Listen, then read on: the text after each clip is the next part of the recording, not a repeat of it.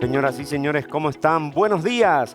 Bienvenidos a nuestro programa Desde la Fe a través de GEM, como todos los domingos. Y hoy la iglesia está de fiesta. Hoy celebramos la solemnidad de Pentecostés. Y ese es el tema que vamos a desarrollar hoy con nuestro invitado. Pero antes tenemos siempre el Evangelio del día. Justamente el Evangelio es el de San Juan, capítulo 20, versículo 19 al 23. Y dice parte del texto: al anochecer del día de la resurrección, estando cerradas las puertas de la casa donde se hallaban los discípulos por miedo a los judíos, se presentó Jesús en medio de ellos y les dijo: la paz esté con ustedes. Dicho esto, les mostró las manos y el costado. Cuando los discípulos vieron al Señor, se llenaron de alegría. De nuevo les dijo: la paz esté con ustedes. Como el Padre me ha enviado, así también los envío yo.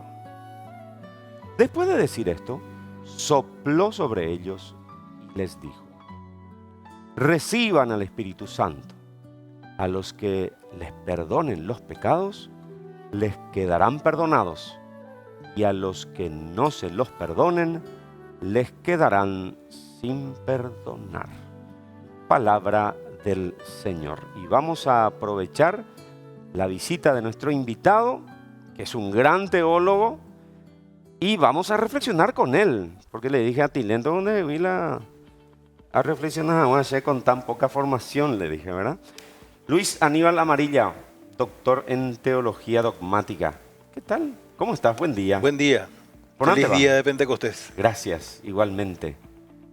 Qué hermosa lectura, que Sí. tiene varios aspectos, y en este contexto de Pentecostés me gustaría reflexionar, Luis Aníbal. Nos relata el texto bíblico de que los discípulos estaban encerrados por temor a los judíos. Y viene Jesús y les ofrece la paz. Y después, al final del texto, sopla sobre ellos para que reciban el Espíritu Santo. Reflexionamos sobre estos puntos, por favor. Sí, en la perspectiva del evangelista Juan, la dación del Espíritu Santo por parte de Jesús se da en este momento, ¿verdad? Porque en el Evangelio de Juan aparece esto. En los otros evangelios no aparece este hecho, este momento, ¿verdad? Y en realidad la dación, la entrega del Espíritu Santo en los demás evangelios se da en la cruz. Cuando dice la frase de los evangelistas, de los otros tres evangelistas: y Él entregó su Espíritu, ¿verdad? Y en este momento, sin embargo, Él sopla sobre ellos y les da el Espíritu Santo. Luego vamos a tener el relato de los Hechos de los Apóstoles, donde efectivamente el Espíritu Santo desciende sobre María y los apóstoles, ¿verdad? Que es lo que celebramos hoy, la iglesia celebra en el día de hoy. Entonces es realmente la Santísima Trinidad la que hace posible como unidad, ¿no? Todos los misterios, tanto cristológicos como mariológicos, ¿verdad? Y en este caso también sobre el Espíritu Santo, ¿verdad? O sea, como unidad, como único Dios, ¿verdad? Entonces, Jesús es concebido en el seno de María por obra y gracia del Espíritu Santo. Y aquí es al revés, es Jesús que, terminada su misión, Él dona a sus discípulos, a la iglesia, el Espíritu Santo. De hecho, es una de las grandes promesas de Jesús. Antes de partir mismo les dice: les enviaré el Espíritu. Sí, Está exactamente. cumpliendo su promesa. Exactamente, en este momento, y luego en el momento de Pentecostés, donde este don se hace público. Porque en el evangelio que hemos escuchado, el don es, digamos así, para los discípulos, lo cual hace que la constitución de los 12, digamos así, en este caso, sea muy importante por eso. ¿no? Como base de la iglesia, como pilares o columnas de la iglesia, ¿verdad? Los apóstoles. Y en Pentecostés se hace la dación pública, ¿no? Del Espíritu Santo, ¿no? De la obra del Espíritu Santo. Quería profundizar también de por qué se dice que en Pentecostés se funda la iglesia. Y en Suelo escuchar realidad bastante. sí, se suele escuchar bastante. Y en realidad, según el Concilio Vaticano II, que hace en la Lumen Gentium una síntesis sinceramente espectacular. Estuve leyendo justamente para venir hoy, ¿verdad? Realmente la iglesia ya está, digamos así, en germen en el Antiguo Testamento. O sea, eso es muy importante decir, porque ya el pueblo de Israel es como la profecía, ¿no?, de lo que va a ser la iglesia. O sea, un pueblo elegido, ¿no? Y en este pueblo elegido, ellos normalmente se reunían, ¿no? Hay dos palabras que tenemos que distinguir así, ¿verdad? Ellos, digamos, el Antiguo Testamento se quedó con el tema de la sinagoga, que sería convocarse, como autoconvocarse, ¿verdad? Que se suele usar mucho. Congregarse, ¿verdad? Eso significa la sinagogue, o sea, la sinagoga. Sin embargo, el cristianismo ha tomado la palabra eclesia, que es la misma cosa, solo que son los llamados. ¿Cuál es la diferencia? En que en la primera se autoconvocan, se congregan, y la iglesia, sin embargo, es la convocación viene de Dios. Son los llamados por Cristo en este caso, ¿verdad? Entonces, la fundación propiamente dicha de la iglesia sucede en varios momentos, ¿no? Y esto lo describe, traje justamente ¿cómo se dice? El texto de la Lumen Gentium, que es el documento del Concilio Vaticano II que habla exclusivamente sobre la iglesia. Dice en el número 2, la iglesia aparece prefigurada ya desde el origen del mundo y preparada, dice, preparada, ese es uno de los verbos, ¿verdad? Maravillosamente en la historia del pueblo de Israel y en la antigua alianza, que son como antecedentes de la iglesia, ¿verdad? Y va a tomar de esta alianza, de esta primera alianza, varias de sus características, entre ellas la de pueblo, ¿verdad? Se constituyó en los últimos tiempos, y eso coincide con ¿qué? Con la venida de Cristo.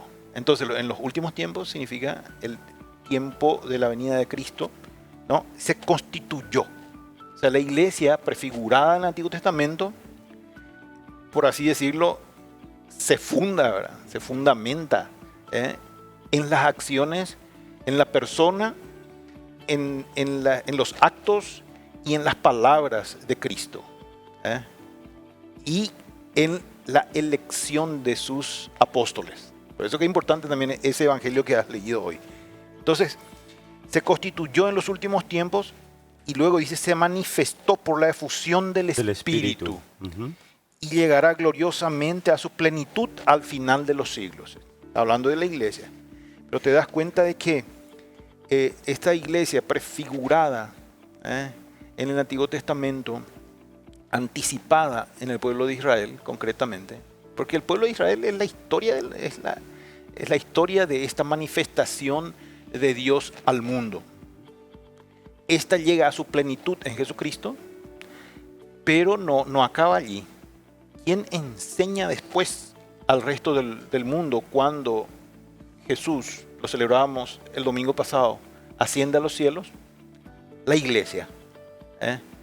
¿Y la iglesia qué es? La iglesia es la presencia del Espíritu Santo, del mismo Espíritu de Cristo en la historia, que sigue presente como alma de la iglesia.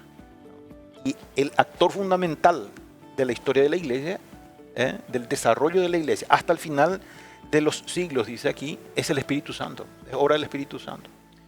La Santísima Trinidad muy presente en todo momento, claro, Luis Aníbal. En ningún momento eso es lo que muchas veces, porque hay congregaciones religiosas, cristianas, que eliminan el Espíritu Santo, ¿no? Como simplemente una efusión, por así decirlo, del Padre y del Hijo. O lo dejan como un hecho solo histórico. Exactamente. Minimizan la acción del Espíritu Santo. Al revés, a veces se exacerba en otras congregaciones, ¿verdad? El Señor me dio dones y exactamente. Algunos, se exacerba la acción del Espíritu Santo. A veces generan grandes perjuicios en la iglesia. Exactamente. ¿No? Y fuera de ella, ¿verdad? O sea, lo interesante es que es el Espíritu Santo que congrega a todos los creyentes. Dispuso convocar a los creyentes en Cristo en la Santa Iglesia, dice aquí. ¿Y eso qué significa? Que incluso los no católicos e incluso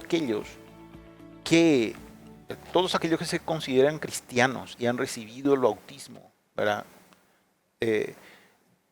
En sus propias iglesias, ¿verdad? Entonces están unidos a la iglesia, o sea, no es que están separados, ¿no? La unión través del bautismo. A través del bautismo. Acción del Espíritu Santo. Exactamente, porque lo que realmente nos hace cristianos es el bautismo. Después que haya escisiones, separaciones y, digamos así, diluciones de la doctrina o incluso escisiones en ese sentido, cismas o lo que sea, no hace que el otro deje de ser cristiano y que pertenezca de alguna forma a la iglesia. Vamos a ir a la pausa. Estamos con Luis Aníbal Amarilla, teólogo, doctor en teología. Vamos a seguir profundizando porque hablar del Espíritu Santo, de Pentecostés, es un tema muy amplio. Y le decía a nuestro invitado, la idea es conocer más acerca de este gran misterio, ¿no? Que es el Espíritu Santo, la tercera persona de la Santísima Trinidad. Es otro aspecto que también me gustaría profundizar. Nos vamos a la pausa y ya volvemos enseguida.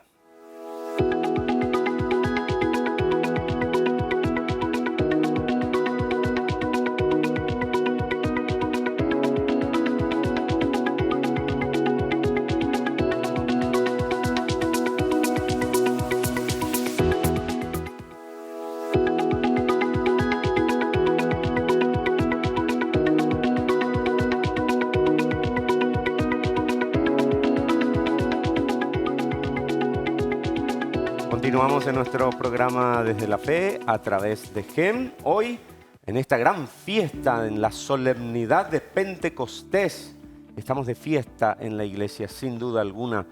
La venida, la efusión del Espíritu Santo sobre María Santísima y los apóstoles que estaban encerrados con miedo, nos relata la palabra de Dios, la Sagrada Escritura. Y hoy está con nosotros Luis Aníbal Amarilla, él es teólogo.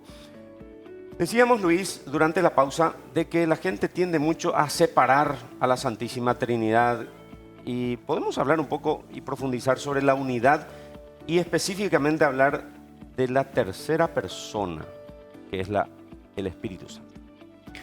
Bueno, en realidad nosotros hacemos lo mismo con nuestras propias personas, ¿verdad? A veces damos más importancia no, pero uno reaccionó, digamos así, de una mala forma o una buena violencia, o buena forma, y a veces uno puede decir, pero eso no fui yo, o sea, ese no soy yo, uno dice.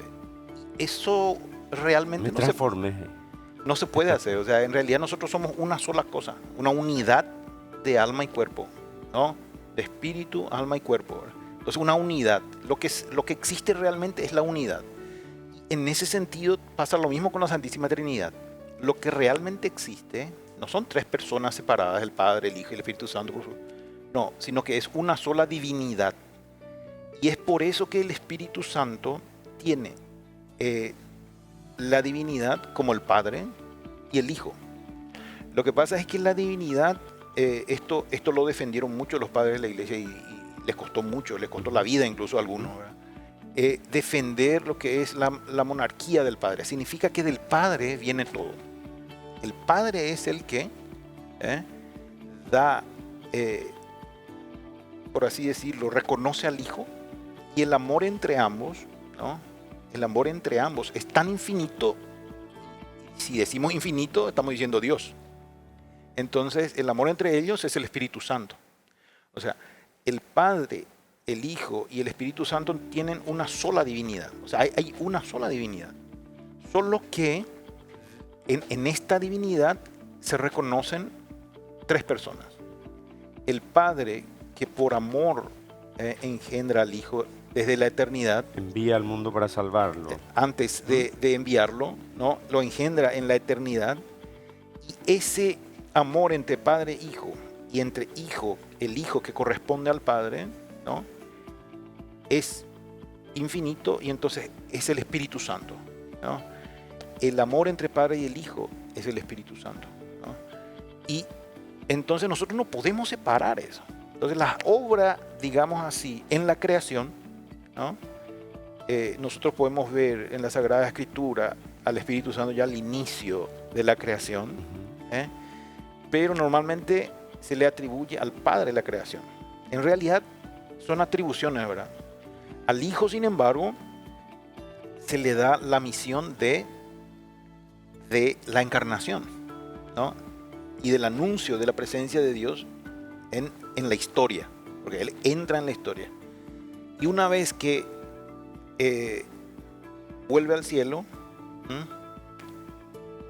queda el Espíritu Santo como aquel que va obrando.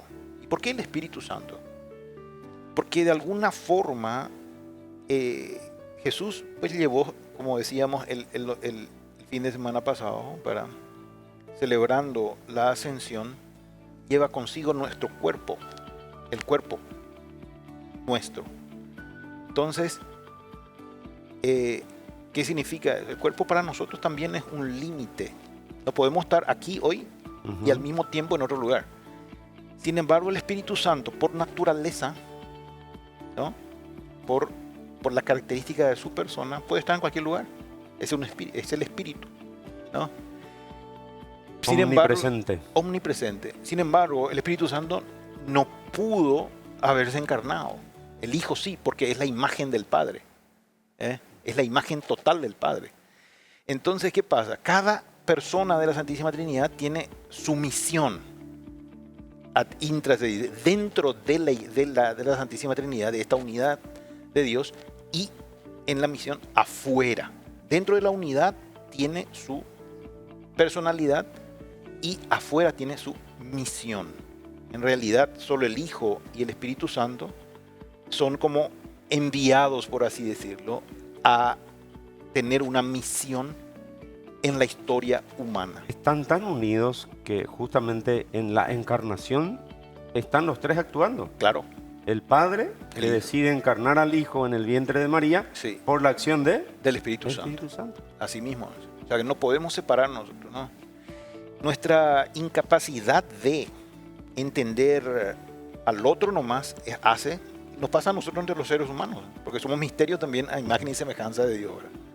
Entonces, nuestra incapacidad de entender totalmente esta relación o de ponernos realmente a contemplar este misterio nos hace que a veces sea difícil y queramos como que separar las cosas, pero en realidad Dios no actúa por separado en ningún momento, solo que se le da una misión. ¿Por qué? Porque cada uno de ellos tiene una característica propia, ¿no? Una personalidad propia, por eso son personas. Y misión propia también. Y misión propia, una labor propia. En este caso el Espíritu Santo es el que hace posible la comunión de la iglesia. De los dones del Espíritu Santo, ¿cuál es el que más te llama la atención como teólogo, Luis? Me llama la atención el tema de la sabiduría. Porque nosotros cristianos muchas veces realmente podemos aprender tantas cosas, saber mucho de no sé, de la fe, de todo lo que implica, ¿verdad? Ser teólogo incluso, o simplemente una persona sencilla, pero la sabiduría es la capacidad que nos otorga el Espíritu Santo de adherirnos a Dios y saber por qué. Adherirnos racionalmente, porque es la razón la que se adhiere. Y entonces hace este don que toditos seamos iguales delante de Dios en la fe. Porque uno diría sabiduría, uno implicaría conocimiento, estudio y todas esas cosas. No. Lo que se requiere es simplemente la pobreza de corazón, la simplicidad de corazón. Entonces, Pedro, que era un pescador, era una persona de fe. Vos que sos periodista, estudiaste mucho, etcétera, etcétera, sos una persona de fe. Otras personas que tengan la profesión que tengan o han estudiado, en mi caso, mucho de la teología, o algunos que se dedican al estudio de la Sagrada Escritura, ¿verdad? Que han profundizado muchísimo más que en mi caso, ¿verdad? La Sagrada Escritura. O sea, al final eso es ciencia, eso es conocimiento, pero la sabiduría es saber tener a Dios, esa relación con Dios, en cualquier condición. Entonces, una persona sencilla, humilde, tenga la profesión que tenga, tiene o puede tener el mismo nivel de relación con Dios, o incluso más profunda, que las personas que tenemos una carrera, etcétera. Y eso nos hace todos iguales delante de Dios. Porque la condición indispensable es el corazón abierto a la gracia. Exactamente. Que no depende de tus títulos. No. Ni de tu condición económica. Nada. Es impresionante. Eso es impresionante. Cualquier persona. Yo he recibido testimonio de gente muy sencilla, pero de una fe impresionante. De una fe impresionante. Y eso es lo que nos salva en realidad, porque yo siempre me comparo con el pobre Pedro, que un pescador, ¿verdad? ¿Qué puede dar un pescador a la humanidad? Dio todo. Dio todo. O sea, el reconocimiento, la certeza que tiene Pedro, ¿no? Y que le concede el Espíritu, ¿verdad? Cuando todo el mundo ya lo estaba por abandonar, él le dice, ¿dónde vamos a ir? Solo tú tienes palabras de vida eterna, solo tú puedes explicar la vida. Y eso lo puede entender cualquiera, porque es el Espíritu Santo el que nos permite adherirnos a la revelación y a la persona de Cristo. Incluso hoy, después de más de 2000 años. No solo la iglesia como institución necesita un nuevo Pentecostés, Luis, sino que el mundo necesita de Dios. Sí. El mundo necesita de ese espíritu a través del cual Jesús ofrece a sus apóstoles la paz. Exactamente. ¿Cuánto necesitamos de paz? ¿Cuánto necesitamos perder el miedo? Exactamente. Porque los apóstoles estaban con encerrados miedo. Por miedo. Entonces, pidamos hoy al Espíritu Santo de Dios estas dos cosas: que nos dé la paz y que nos saque el temor. A veces hay decisiones que tenemos que tomar y tenemos miedo. Miedo a equivocarnos. Miedo de qué van a decir. Sin embargo, Dios nos ofrece su Espíritu. El Espíritu de la verdad. El Espíritu que nos da la luz. El Espíritu que nos da la fuerza para perder el miedo. Luis Aníbal, gracias por tu tiempo y seguro que nos vamos a reencontrar para seguir charlando. Me regaló el libro El sacerdocio de Jesucristo, en algunos autores de la segunda mitad del siglo XX, si es que tengo la tarea de leer. Esto es fruto de tu tesis la doctoral. Tesis, ¿verdad? La tesis doctoral. Ahí está. Gracias, Luis Aníbal, por estos minutos y como te decía, seguramente en otro momento vamos a contar nuevamente. Gracias por tu invitación. Muy bien, así estuvo con nosotros Luis Aníbal Amarilla, doctor en teología. No se olviden, muy importante lo que nos dijo el invitado de hoy. No importa si sos teólogo, si sos doctor en Biblia, si sos licenciado, no. Lo que importa es tu corazón, abrirle tu corazón a Dios. Decirle, ven Espíritu Santo, ven a mi vida, ven a mi familia, ven a mi trabajo, bendice a mis hijos. Rézale así, con palabras espontáneas. Y pídele al Espíritu Santo de Dios que conduzca tu oración para llegar al Padre a través de Jesús y pidiendo la mediación de María Santísima. Que tengan un excelente domingo, día de Pentecostés hoy. Gracias.